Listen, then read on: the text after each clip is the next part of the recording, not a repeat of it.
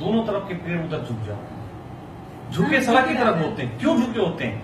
इसलिए झुके होते हैं क्योंकि वो पुरुषों के मनुष्यों के निकट आना चाहते हैं, मनुष्य जैसे हो जाना चाहते हैं। अभी उनकी पीड़ा है, ये पूरी प्रकृति जो है वो पीड़ा में है। जो ये सबने बोला ऋषियों ने कि पेड़ों के पास जाके आप मेडिटेट करो, तो पेड़ों के लिए बोला, उन्होंने नहीं, उन्होंने जो बोला, आपको साइंटिफिक रीजन फिर बता दूं, साइंटिफिक रीजन नहीं मानो। पेड़ों के पास जो ध्यान करने का फायदा ये क्योंकि वो ऑक्सीडाइज होते हैं। तो हेल्पफुल है ना? नहीं, ओरा को क्लींस करेगा। ओरा को क्लीन नहीं करता है, ओरा को क्लीन नहीं करता है। ऑक्सीजन जो है आपके अंदर से सिर्फ पॉजिटिविटी को बढ़ाती है, सिर्फ पॉजिटिविटी को, आपके थॉट प्रोसेस को पॉजिटिव रखती है, थॉट प्रोसेस को पॉजिटिव रखती है। लेकिन तो हो गई ना, तो फिर ऐसे तो हेल्प आपके मम्मी पापा भी कर रहे हैं कि आपके विरोध जन्मा रहे हैं, आपको थप्पड़ मार के, वो भी तो फिर एक हेल्प कर रहे हैं। देखो, हेल्प पूरा नेचर करता है, लेकिन सबसे बड़ी बात होती है, मालूम, आदमी अपना दुश्मन है, अपने मन का गुलाम है। हमको जो सुविधाएं, जो चीजें, जो थॉट हमने बना लिए हैं, उनसे मुक्त नहीं होना चाहते।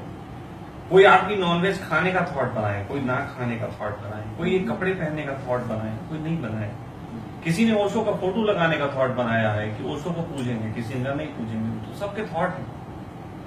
मैं था पहले, मैं मंदिर जाता था, कीर्तन करता था वहां पे, मुझे अच्छा लगता था। फिर ओशो का डायनेमिक किया, लगा कि कीर्तन भ्रष्ट बात है, डायनेमिक अच्छी चीज है। धीरे धीरे बढ़ते बढ़ते मैं वहां पे आया। आज मैं कह सकता हूं, मुझे डायनेमिक और कीर्तन में कोई अंतर नहीं दिखाई देता। मुझे दोनों जगह, आप आनंद लेना आए तो हर जगह ले सकते हैं, आपको आनंद लेना ना आए तो कहीं भी नहीं ले सकते। कॉमन फैक्टर आप हैं और कुछ नहीं है। लेकिन हम ये सोचे कि उस प्रोसेस में कुछ है, तो हम भूल कर जाते हैं।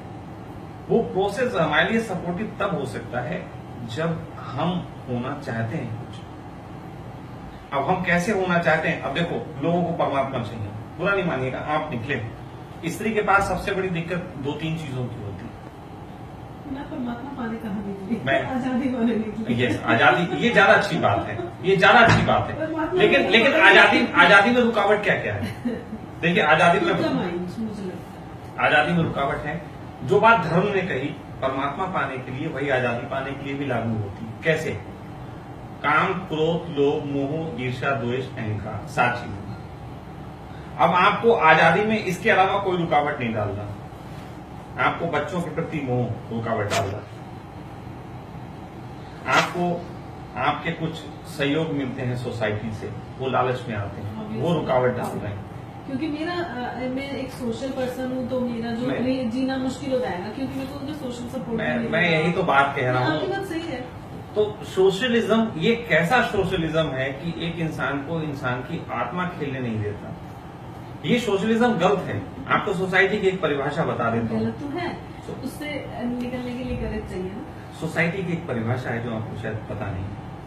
सोसाइटी की एक परिभाषा है, एक ऐसी सामाजिक पारिवारिक व्यवस्था जिसमें हर आदमी की आत्मा खिल सके, उसको हम सोसाइटी और परिवार कहते हैं, जिसमें हर व्यक्ति की चेतना को खेलने के अवसर मौजूद है। और यही जब पूरी नहीं होती, तब संन्यास की परिभाषा है। संन्यास की परिभाषा है कि सामाजिक और पारिवारिक स्थिति में मेरी आत्मा खिल नहीं पाई, इसलिए मैं इन चीजों का विरोध करता हूं और अपनी आत्मा की उन्नति के लिए संन्यास लेता हूं। ये संन्यास की परिभाषा है।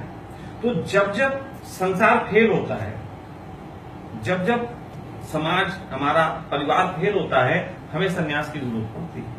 और संसार हमेशा ही फेल होता है। ये मैं कह रहा हूं, लेकिन नहीं, सच बात यह है, हमने संसार का निर्माण इसलिए किया था कि हम एक दूसरे को खिलने में सहयोग करें। हमारी बेटी की शादी हुई, 7 मंत्र जो फेरे में बोले जाते हैं, फेरे में जो बातें समझाई जाती है, उसको हमने समझाया उसको अपने तरीके से। हमने कहा, समझो बेटा क्या बातें, बहुत टेक्निकल हैं, आप उन 7 चीजों में पढ़े तो दोनों की आत्मा को खेलने के अवसर, हर चीज उसमें क्लियर कर दी गई। बहुत बहुत साइको एनालिसिस है उसमें। लेकिन हम उसको तो ऐसा बेकार का मानते हैं कि पंडित को 100 रुपए देके कहते हैं बकवास बनकर हमें आगे बढ़ा, है ना?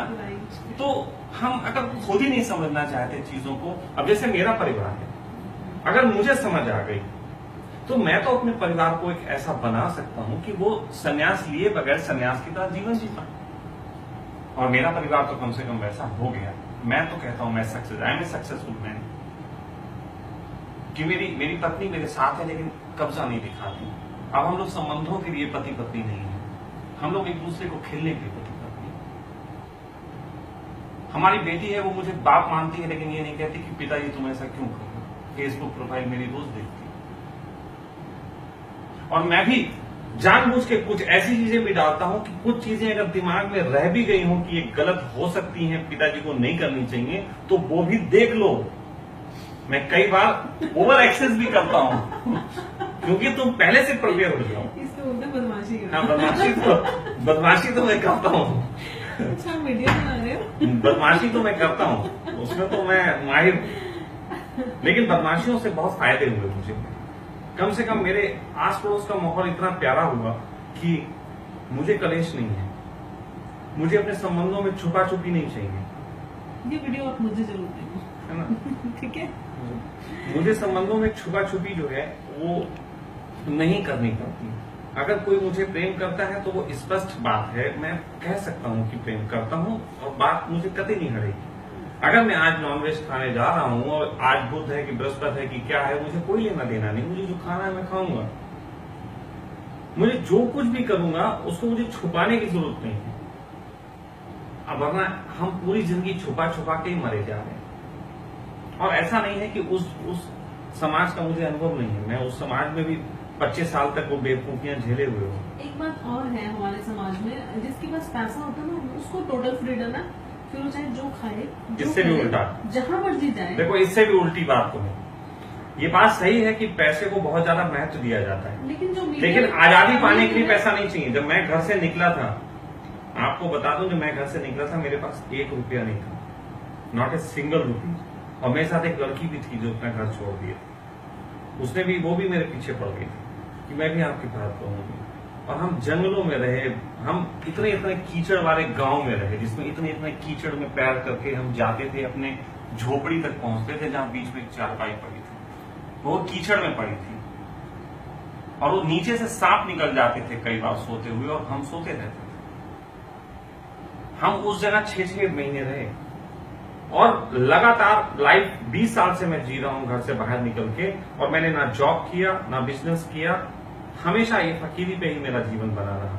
बहुत न्यूनतम पे गुजारा करता था। मैंने ऐसा जीवन दिल्ली के अंदर जिया कि 10 रुपए रोज पे जिया हूं। आप तो सोच नहीं सकते 10 रुपए रोज पे कैसे। दिल्ली के अंदर एनएफसी में मैं कमरा लेके रहा हूं, तब मेरा रोज का खाने का बजट 10 रुपए तो होता। ये भी क्या हमारा सॉफ्टवेयर है कि हम इतने कम में अब जी सकते हैं, हेल्दी लाइफ नहीं यस, नहीं हम तो जिए ना, हेल्दी जिए, जी तो सकते हैं। अरे हम तो हेल्दी जिए ना। बट जैसे मैं अपनी बात करूं तो मैं ये सोचूंगी कि मुझे फ्रूट चाहिए, मुझे वेजिटेबल चाहिए, मुझे, मैं कह रहा हूं ये सारे सॉफ्टवेयर हैं। जब हम यूनिटी को, हम अपने संकल्प को सबसे बड़ा महत्व दे देते हैं तो कहीं ना कहीं वो नेचर में ऐसी व्यवस्था करता है। मैंने 18-19 साल हो गए ब्रश नहीं किया